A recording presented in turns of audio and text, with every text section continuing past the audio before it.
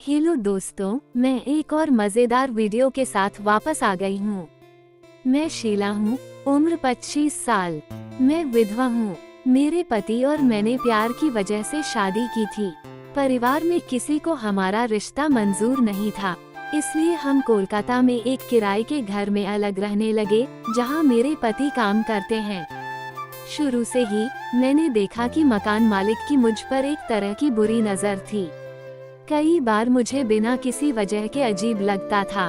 कभी कभी मुझे खिड़की के पीछे किसी के होने का एहसास होता था। जब मैंने अपने पति को इन बातों के बारे में बताया, तो वे कहते थे कि ये मेरी गलत सोच है, क्या मकान मालिक अच्छा इंसान है। धीरे धीरे मैं भी सब कुछ भूल गई और अपने परिवार पर ध्यान देने लगी। 2 साल बाद मेरी जिंदगी में एक बहुत बड़ी मुसीबत आ गई। मेरे पति की एक रोड एक्सीडेंट में मौत हो गई। मैं पूरी तरह अकेली हो गई। मैं किसी तरह खाना बनाकर और पति की थोड़ी बहुत बचत से गुजारा कर रही थी। मैं ठीक से किराया नहीं दे पा रही थी। मकान मालिक की पत्नी अक्सर मेरे बारे में बुरा भला कहती थी। उसे शक था कि मेरे उसके पति के साथ नाजायज रिश्ते हैं।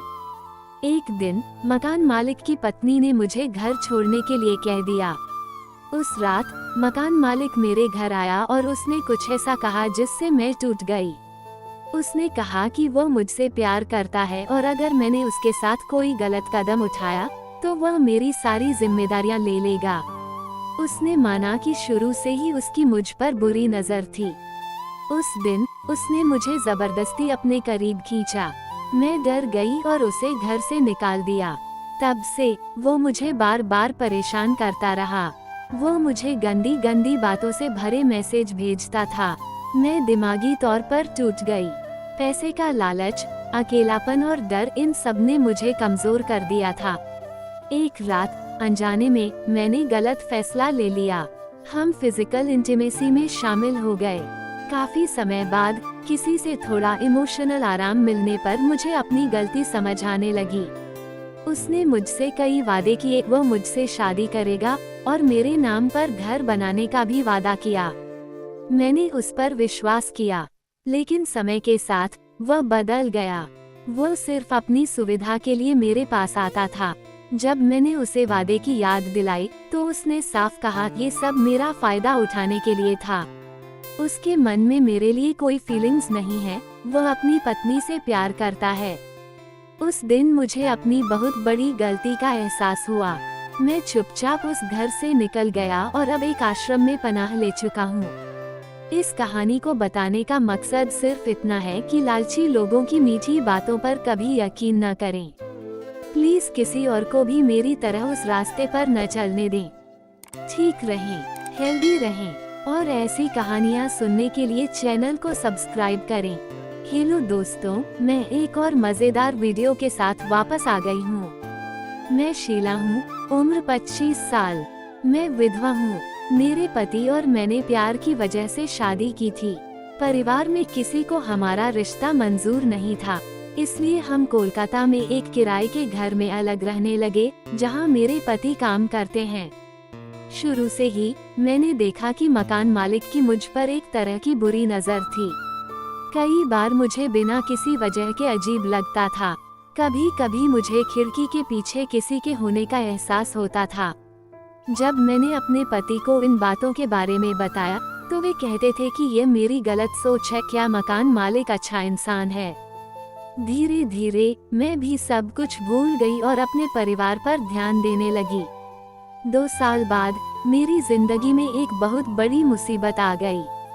मेरे पति की एक रोड एक्सीडेंट में मौत हो गई। मैं पूरी तरह अकेली हो गई। मैं किसी तरह खाना बनाकर और पति की थोड़ी बहुत बचत से गुजारा कर रही थी।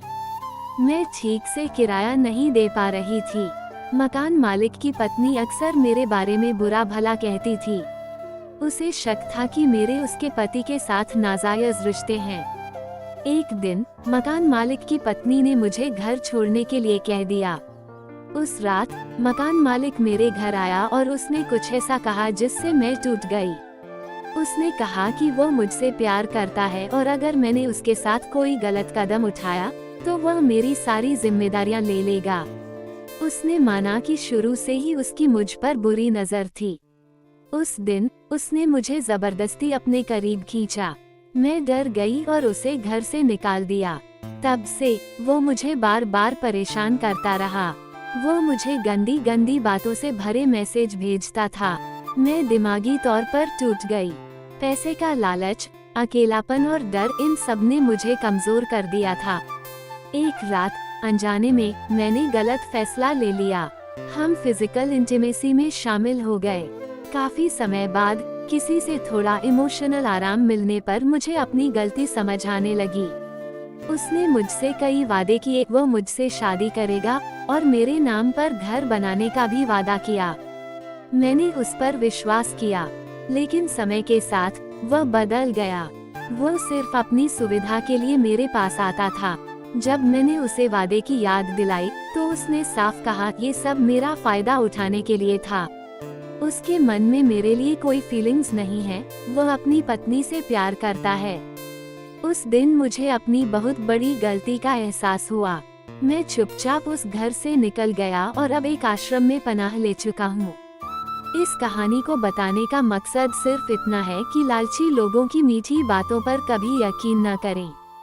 प्लीज किसी और को भी मेरी तरह उस रास्ते पर न चलने दें। ठीक रहें, हेल्दी रहें और ऐसी कहानियाँ सुनने के लिए चैनल को सब्सक्राइब करें।